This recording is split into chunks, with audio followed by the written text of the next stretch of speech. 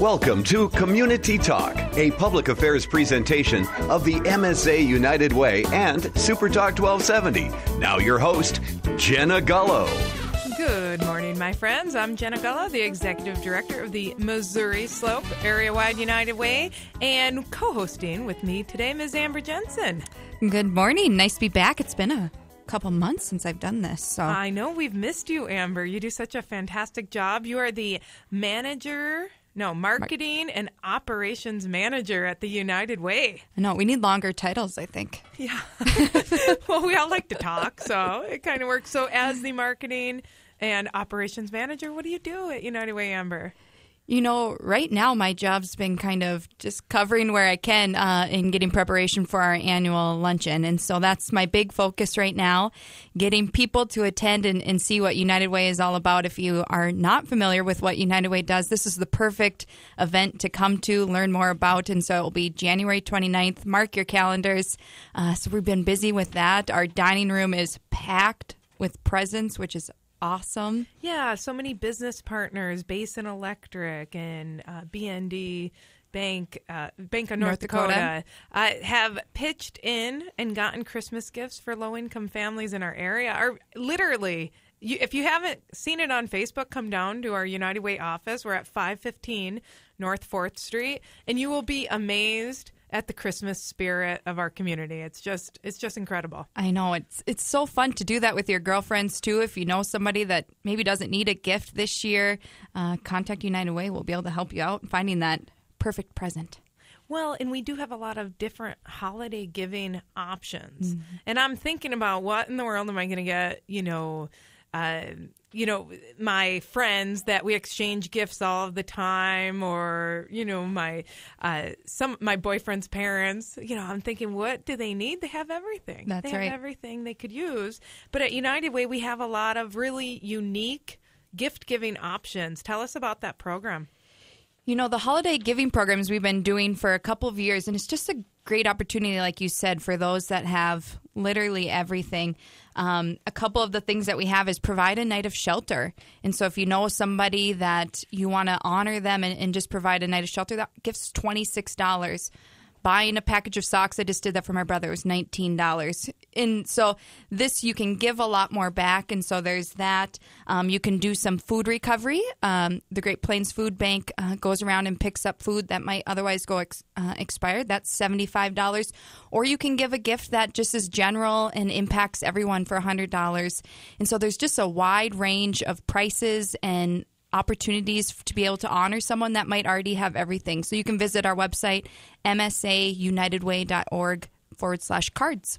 Yeah, and you actually receive a card with an envelope that you can fill out to the person receiving the gift. So you can physically hand them something, and then inside the card it has a really nice message explaining what your gift and their name does for our community. Let's say you have a ton of staff at your office, at your workplace, and you're not sure, how much money you have to be able to spend for each employee, but you want to do something nice. Sponsor a backpack full of food through United Way's backpack program. It's only $5 a backpack, and it feeds a child for an entire weekend. Yeah, and this coming week, we are going to be packing with Langang Home Center here in Mandan, and we're already at 490 backpacks. It's just, when we started this school year, I think we were at about 425, and so already be at 490 bags is just sad. Heart-wrenching. Yeah. It's so sad. Yep. I was giving a talk yesterday to the 9th graders, over 300 of them at Century High School. And we were having this conversation about how many times you don't see the people in the community who are suffering, who are in need of help. It's often invisible here. And yet we have nearly 500 boys and girls in the elementary schools alone in Bismarck, Mandan, that have to worry about putting food on the table. We had Lisa Kudelka at Bismarck Public Schools the other week have a girl come to her office 4 times in one day. She was so full of anxiety that the food wouldn't come. And she kept saying, is it grocery day? Are you sure it's coming today? We're going to get our groceries to bring home. Yeah, and then the effects that has, the anxiety that she had that whole Friday waiting for that can really have an impact on, the way that they learn too. So Yeah, and the way we've even found out about the program is because nurses were telling us kids were dizzy on Monday mornings. They couldn't concentrate. Well, how in the world could you if you haven't even had food on the table over the weekend? So as you think about all of the many things that you've been blessed with this last year and in your lifetime, think about how you can give back. We have the North Dakota tax credit, which United Way has an endowment fund. So look into that. Talk to your accountant about that, because you can make a gift of $5,000 or $10,000, and with that 40% North Dakota tax credit, it can save you so much money. You can have such a larger impact. A gift of $5,000 for many tax brackets ends up equating to about $1,600 for your out-of-pocket costs. So you might as well give twice as much. That's right.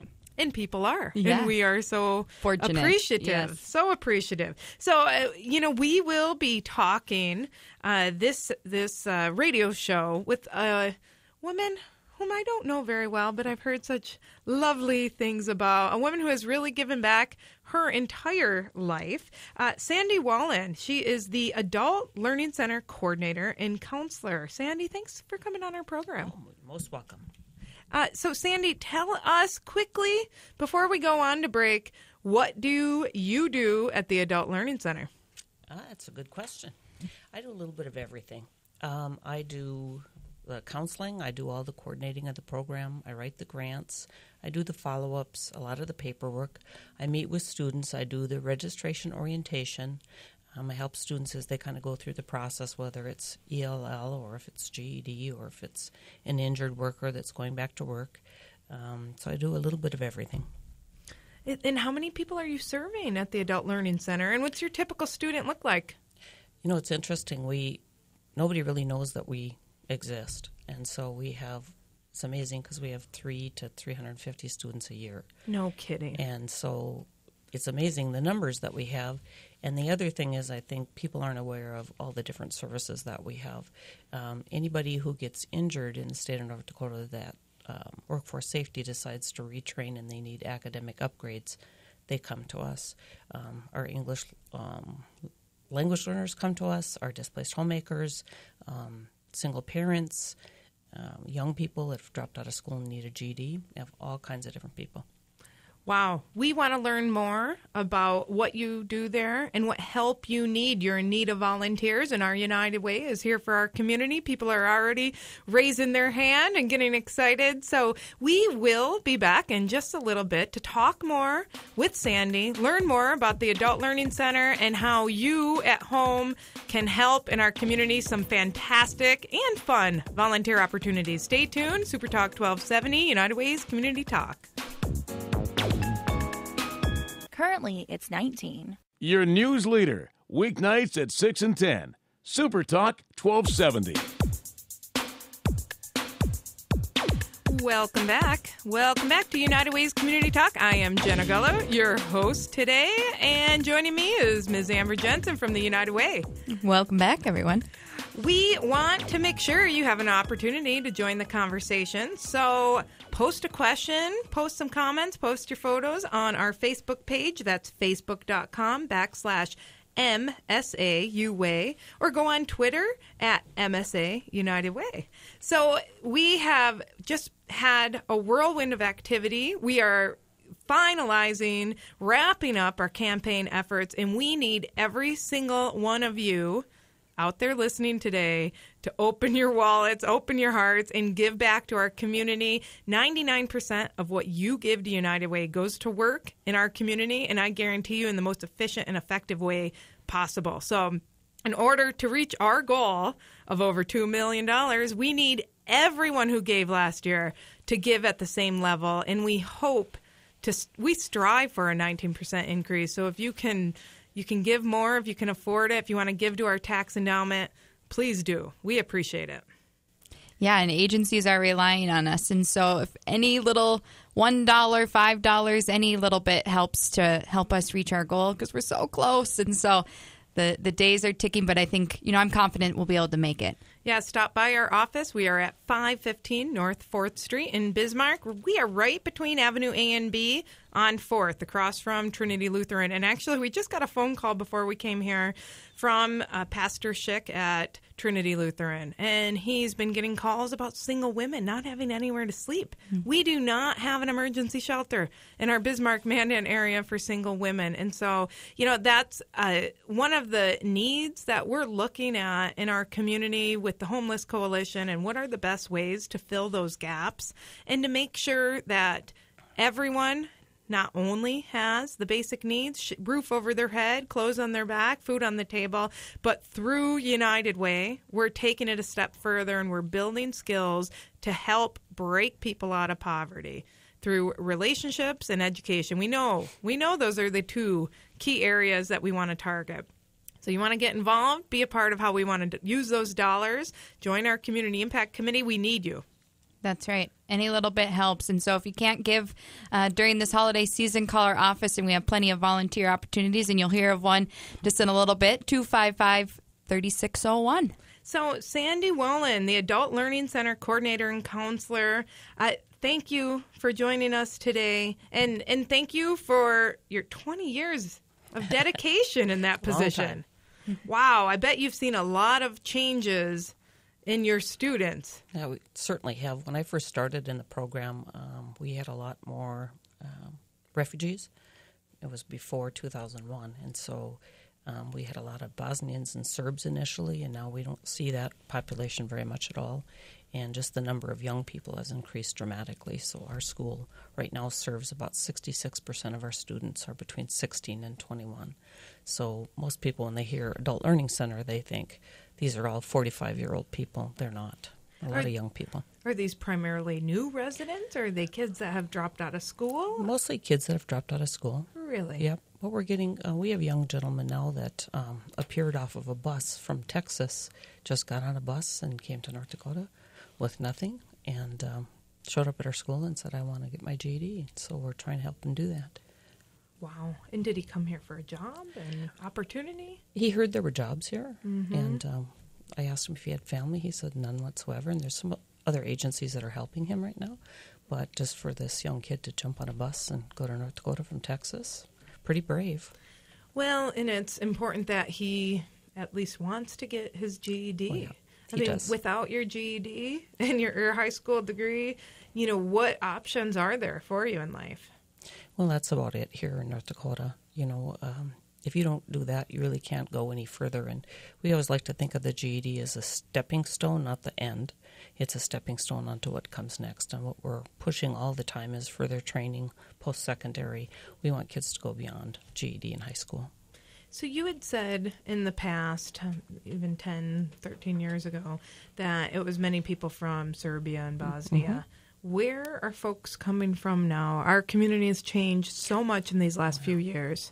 Yeah. We're seeing a big influx of Iraqis, and that's been interesting as the war has wound down and different groups are coming. We had Iraqis originally too, but now lots of their family members are coming, and they're being resettled by the U.S. government and through Lutheran Social Services.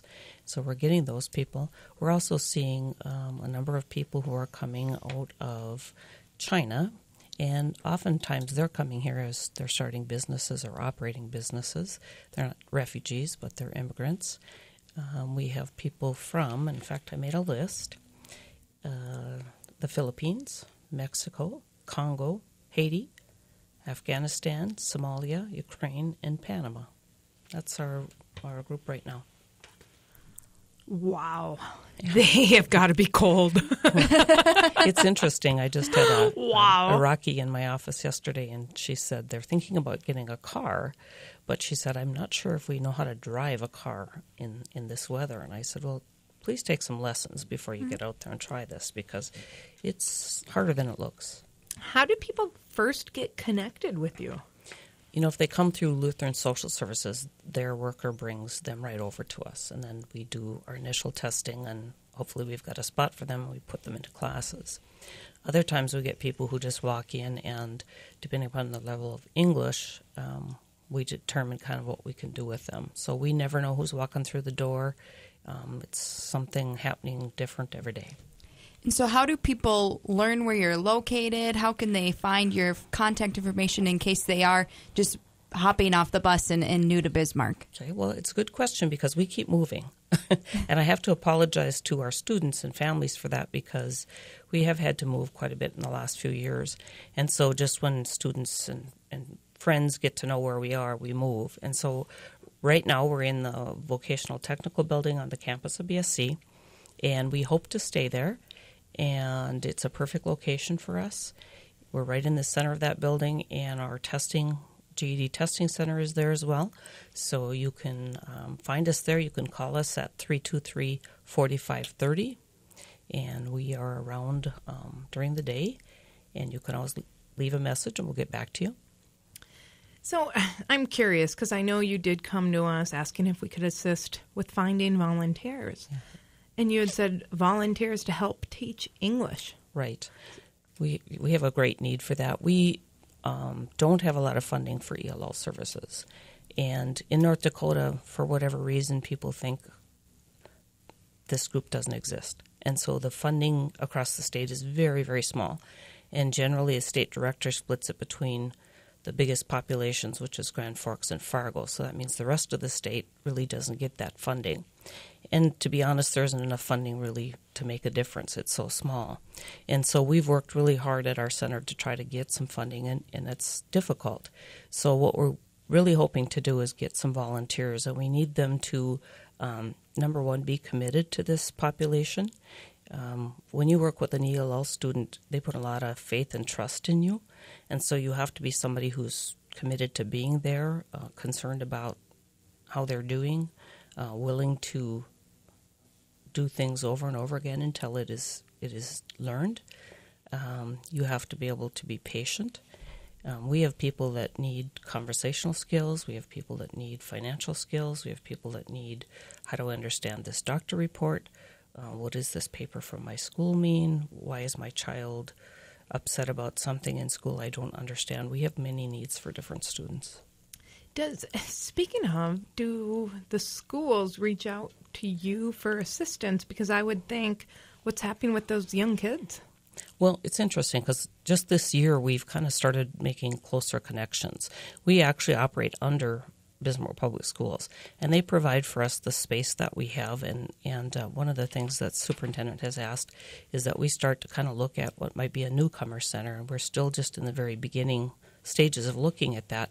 But that would be a nice way for us to work together because many of the children that are in K-12 are the children of our adults or sisters and brothers of our adults. And so it's really nice if we can work together, and that's what we're attempting to do. I think in the past we haven't had that connection, but it's time for that connection. So do those young students get placed in the first grade if they're age appropriate? And how does that... I'm just trying to understand. Yeah. If you're relocated here and you don't speak English and your kids don't speak English... How much success are those kids going to have? And that's, a difficult question to answer in some ways because I don't work K-12. Mm-hmm. But I do, I hear from our parents that their children are struggling and having problems. And I always put myself in that place and think, if I'm dropped in the middle of Russia, I don't speak Russian, my kids don't, how am I going to feel? Mm-hmm. What's that experience going to be? And I think, terror is what fills my mind because nobody understands what I'm saying. I don't understand what they're saying. I would be very, very scared. And so I always put myself in their place and say, what can I provide that's going to ease this situation? And so we just try to talk through things. But again, we don't have enough staff to really do the job that we need to do. And we would really like to expand our volunteer base so we can have people that help. And not that you have to be an expert in English. We want you to be a good speaker of English, but you don't have to be, a master's level English teacher. So younger folks just out of college, they're still eligible, even though they absolutely. Don't know how to grammatically, write grammatically correct sentences or spell. Well, maybe we can help them on that on the side too. Well, Sandy, we do want to learn more about what the time commitment is, what the time frame would look like if people are interested in volunteering. What a fantastic need. So if you can stick around, we'd love you to stay on for the next segment. And we hope that all of our listeners will as well. We have a lot of things going on at our United Way and in our community. We need your help. We need your voice. We need your advocacy. Help us to spread the word. Get involved. Go on our Facebook page. Look at all the activity of our business partners. And if you want to do something special this Christmas, we've got some really good ideas. Go to msaunitedway.org. We will be back in just a couple minutes on Super Talk 1270. You are listening to United Way's Community Talk.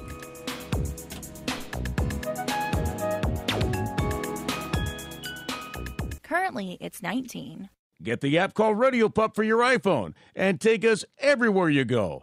Bismarck and Mandan's own Super Talk 1270. When the weather turns bad, turn to us. Bismarck Mandan's emergency weather information station. Super Talk 1270. Welcome back to United Way's Community Talk. I am your host, Jenna Gullo, and I also serve as the Missouri Slope Area-Wide United Way Executive Director. We need your help. We have lots of ways to recognize our donors. We put your pictures on our Facebook pages. They get shared out by all of our board members and business partners. We have an annual report where we list the giving levels if you so want to be recognized. We also put business and individual names in the Bismarck Tribune. And so we have lots of different ways that you're able to sponsor us and receive that recognition. Not that you want it, or that you're giving for that reason. However, realize that you do inspire and motivate, encourage other people to be a part of the cause. We have over 31 different organizations that we are raising funds for, but more importantly, we are coordinating services so that we make sure we're filling the gaps in the community. One of the gaps that we have seen is, for volunteers helping to teach GED courses and English as a second language for so many new community members who are struggling. And talking with us today is Sandy Wallen. Sandy is with the Adult Learning Center, doing some phenomenal work and working very hard to keep up with the demand. Thank you. Sandy, talk to us about what your numbers look like. How many students are you serving right now, and how many are on the waiting list? Well, I think we have about 120 of our regular students, and I think we have 23 or 24 enrolled in ELL, and we had 66 on our waiting list. And through a grant that we got just recently from Lutheran Social Services, we've been able to add 2 aid positions, and so we are ramping up our ELL classes. And so now we have that list down to 23. So we've made a massive reduction in that. One problem that we're having is we can get some of the students in, but because of their work schedules, many of them work 2 or more jobs. And so they can come Tuesday afternoon one week and Thursday evening one week. And so that's, again, where the volunteers come in. We need people that can kind of be there when these students need and have time off work. Is it always one-on-one teaching? It normally is, because every student is different. If we get a small group, even let's say we've got a small group of Iraqis, in that small group of 4 or 5 students, there's usually one that has studied some English, and they become kind of the translator and interpreter for the group. But we have to be careful that we don't stick to that, because then pretty soon just the one person kind of is interpreting for the whole group. And if it's a family group, there's some dynamics in there sometimes that don't go well. So we try to kind of split them up according to their English level. What's the time commitment for volunteers? If I want to sign up, and we have the holidays coming, is it possible to wait until after Christmas time? Yes. And we're very flexible, but we would ask, these students really come to depend on people. And we were talking a little bit during the break about what it takes to work with these students. And I think one of the things that people don't realize is not everybody is a teacher. Some people are very smart, know a lot of stuff about a lot of stuff, but they can't teach it. And so if you're someone who gets impatient and doesn't understand once you've told somebody something, why they don't get it, that really wouldn't be a good volunteer for us, because we need somebody who is very patient and able to describe one thing in probably 20 different ways and use it in 10 sentences. And so it sounds like it's going to be very hard to do, but it really isn't. I think people are more imaginative and creative than what they give themselves credit for. If you really have an interest in helping, we can find a spot for you. And so if a volunteer is interested, do they have to come to the Adult Learning Center? Is that where you always have your one-on-one meetings? That's where we meet currently. Now, Okay. Once we get enough volunteers, I'm wondering if we can't maybe use some room at the library or something like that, or set up other sessions. But for right now, we're going to headquarter out of our school. We have a registration orientation, and we have to do a background check on all of our volunteers. So there is a process. Once that's done, then we're going to set up the groups. Okay. And you mentioned that, beyond learning English, it's so much more than that, helping them read a doctor's note, helping them with their finances. What are some other things that come out of these relationships? I think one of the real challenges is, for me as a counselor, is many of these people, there's a stereotype that people that come to this country want things given to them. That's not what we see with our refugees and our immigrants. What we see is people that want the same things everybody else wants. They want a pathway through hard work to get their families to a place they want to be. And so we've got people who come, for example, as teachers or engineers or doctors or nurses from other countries. They come here, and when you go to Walmart, that's where I see them. Because that's where they're working. And that's great because, they get that foot in the door and they're not unwilling to work, but they want a pathway to get back to the career that they were in. And so my big struggle, and I've talked with different higher ed people about it, is my struggle is how do we help them do that in something that doesn't make them start completely over. So that's something we'd like some help with too. And so what kind of feedback do you get from those that are in the program? You mentioned they have so much bigger aspirations than maybe what they're getting currently. So what feedback is this program getting so far?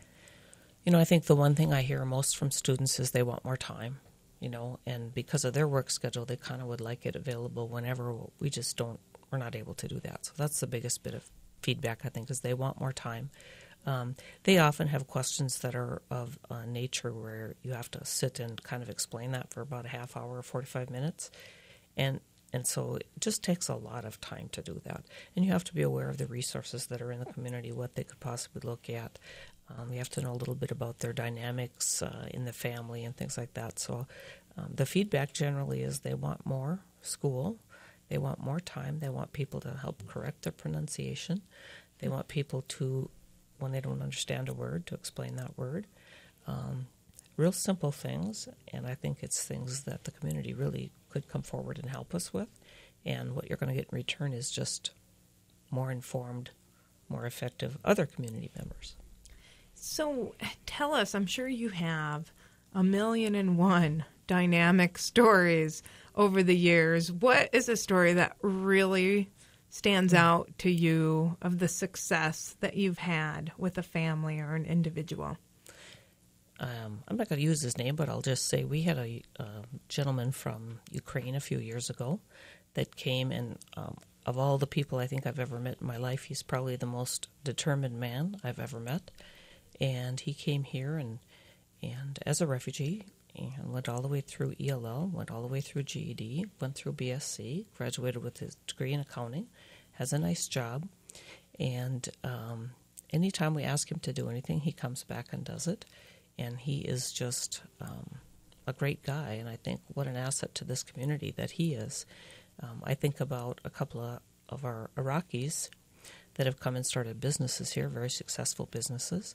And I just think the diversity and the different cultures that these people bring to our community is just, to me, makes Bismarck a better place to live. And what is that volunteer time commitment? What are people signing up for? You had mentioned they need to do a background check through the Bismarck Public Schools. And then what are they signing up for? It would take us a couple hours to go through the registration orientation of our volunteers, and then I guess we would be open to, 5 hours a week, kind of what they would need. But what we're looking at is longevity. If you can do 2 hours this week, please come for 2 hours next week, because that's what that student's going to count on. And if you can do 5 hours a week, that's wonderful. And in the past, we've had some absolutely wonderful volunteers. The problem is the volunteers go on vacation, and they decide to move and things like that. So we need somebody that really will commit and stick with us for, we'd like 4, 5, 6 months if they could. Longer would be wonderful. And is there an age requirement for volunteers? I would say since we serve 16 up to, I think our oldest student was 84, I wouldn't discriminate. I would say any 16, 17, 18-year-old that their parent would want them to have that experience would be fine. We'd have to talk, I guess, about that, how that would work. Backgrounds doesn't really matter. We've had people come out of industry and business that have been our volunteers that have been fantastic. We get people that volunteer to help with math and things like that. That's wonderful. So we would just have to talk with the individuals. And is the volunteer given a curriculum or tools to be able to appropriately teach this? Absolutely. I think that's one of the scary things walking into a volunteer position is, what am I supposed to do? And we won't leave you hanging. What we will do, we assess all of our students when they first come in so we know what they know and what they don't know. And so we design an individual curriculum to meet their needs. And so we're going to take that, step by step and start at the very basics and build on that. And say you get stuck on the third concept. We have 19 other ways to teach that concept in a different direction so that student gets it. That's why we have, when you look at our resources, a lot of resources. We don't have the one book for ELL student coming from Iraq. We don't have that.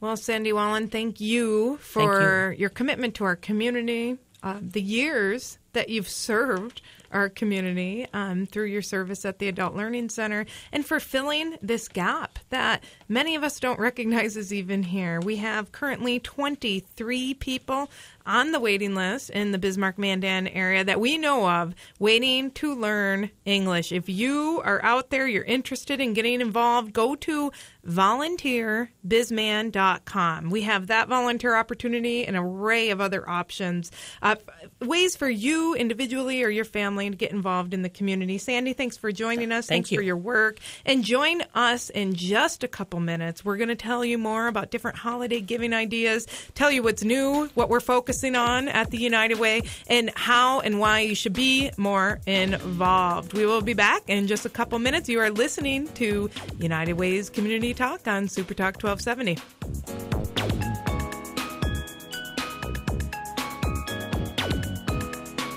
Currently, it's 19. Your news leader, weeknights at 6 and 10. Super Talk 1270. Russell Wilson here with Play 60. United Way and the NFL are helping kids play at least 60 minutes a day. Healthy kids! To get involved, go to unitedway.org/play60. Donate! Are you guys going to do that every time? Yes, of course! Brought to you by United Way and the Ad Council. When the weather turns bad, turn to us. Bismarck-Mandan's emergency weather information station. Super Talk 1270.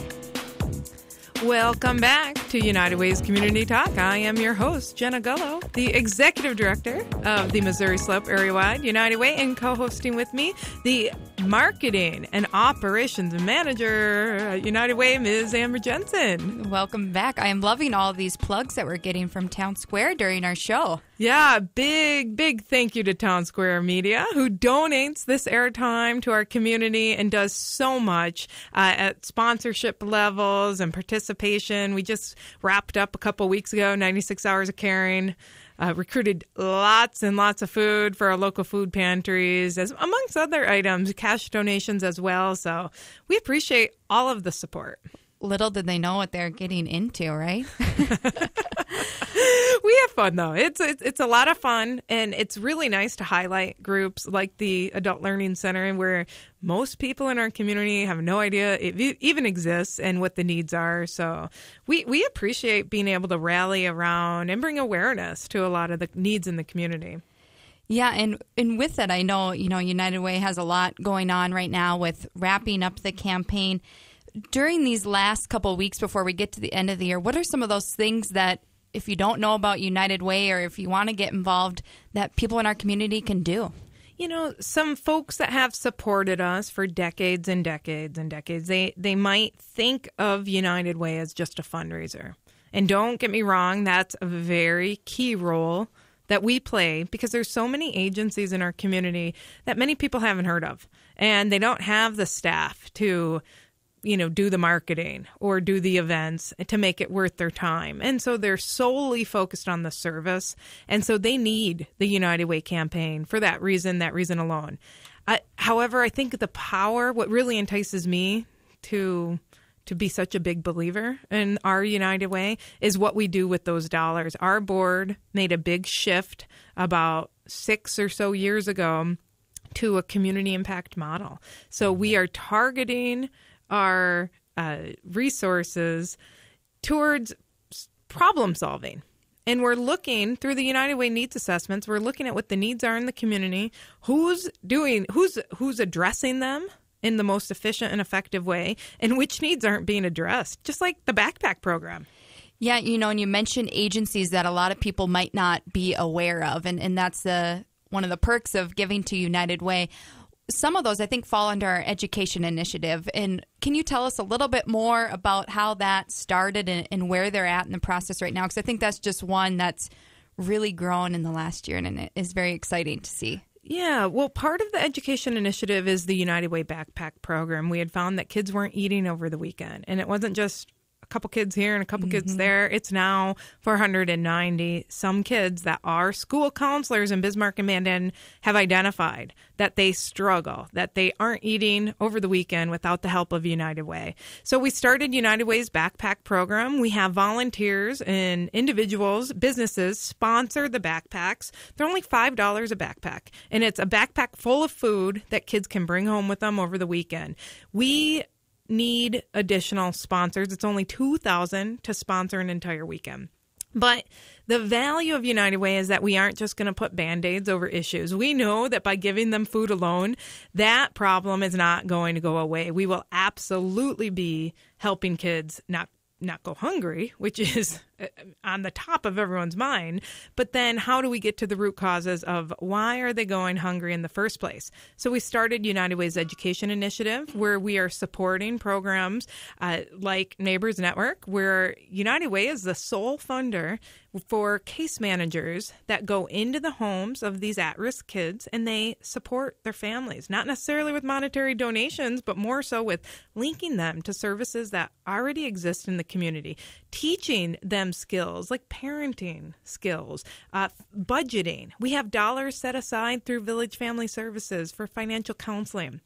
If that family has a mental health crisis, they typically would have to wait 60 to 90 days to see a counselor if they're having a crisis.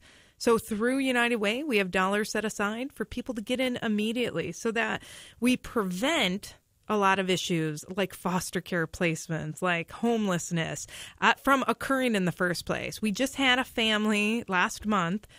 The mother and 3 kids were living in their car.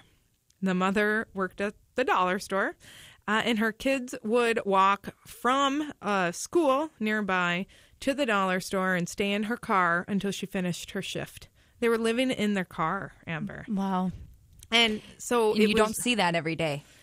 You might see it, but not recognize it as homelessness. Yep. You're probably wondering, I can't believe that parent is shopping at the store and leaving their kids in the car. Leaving their kids in the car. Yep. Little do you think that, wow, that's where they sleep at night. Mm-hmm. So it wasn't until that mother actually was able to get help from our United Way program.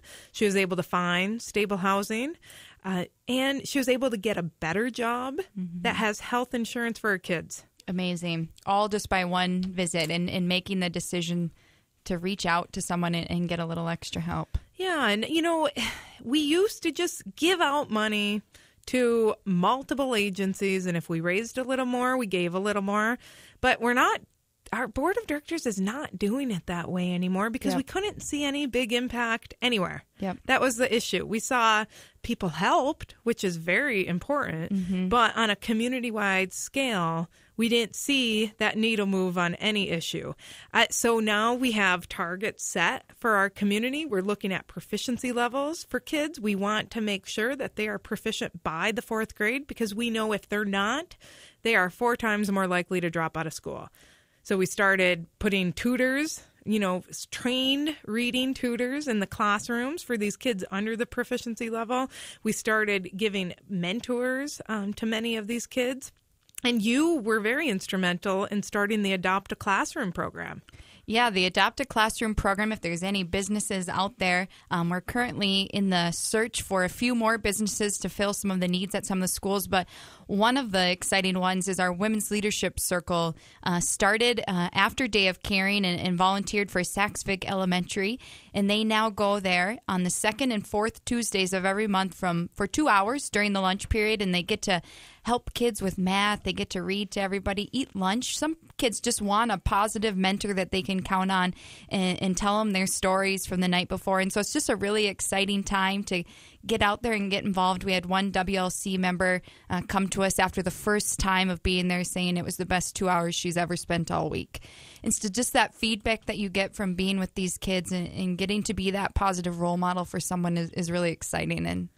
And you don't realize how they've grown up. I have a foster child, a ninth grader living with me, and she told me the other weekend, Jenna, I've never lived in a home before. I've never lived like this. It's so different. Not everyone lives like this. And one time we were driving away from an event for United Way, and I was telling her about my optometrist, who's in charge of this, Brea and Mandan. Yep. And I said, Dr. Eve did this and that to become an eye doctor, et cetera. And she looked at me and she said, it really wasn't until recently that I even thought those jobs were for someone like me. She said, I have a history of alcoholism in my family. My mother and aunt, the only jobs they've had are cleaning jobs. And I never realized I even had those choices.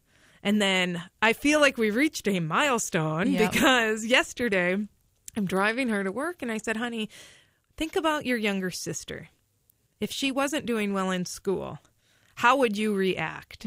If she all of a sudden was limiting all of her options for the future, what would you do about it? And I said, how you care for your sister is how I care for you. Yep. And she actually repeated that last night. I was wow. Yes! It was a real big milestone. But you think, what can an hour or two of mentoring do? It can actually open up doors that were never opened before. Yeah, and create so many opportunities. And so United Way is out there helping these agencies. And as we're wrapping up, I know a lot of the stuff is happening on the back end, too. Can you explain a little bit about the capacity building that we're doing with these agencies to build them up and get them to be able to provide these needs in a more effective and efficient way? Well, one of the important roles that United Way plays is that we support our nonprofit sector, and we bring in business leaders. We bring in high-level execs to be able to provide that mentoring and training component to our agencies, because we know that we're stronger when we work together. We're stronger when we support each other, and we are going to do a much better job at the community or at addressing needs in the community when we pull in people from different sectors and lift everyone up. So we received a grant from the Bremer Foundation, and this is specifically to provide training to our agencies who might be struggling, financial management training, time management. I actually just provided board training to some of our corporate partners because they have leadership groups that they want to then become more active and involved in the community. And so how can we better prepare them and then in turn prepare our agencies to be able to tackle a lot of the issues? So when you give to United Way, you're giving for the greater good of everyone in our community, because if we do not address the root causes of these issues, they're going to continue and continue and continue. And these kids who do not have other options in life or have your support or your help, they are going to turn to crime. They are going to turn to drugs. They are going to, in turn, affect the schools, the neighborhoods, and the places where we all live and work. So please, give to the United Way. You want to learn more? Come down to our office, 515 North 4th Street in Bismarck, and give us a call. If you have a free hour, we will put you to work. We are working like wild people in that office. So right. Join us at United Way, and we will talk to you soon. Log on to Facebook. I am Jenna Gullo, ABC your News, United Way Super Talk 1270. Executive Director. Accurate news, stimulating talk. This is KLXX AM, Mandan, Bismarck.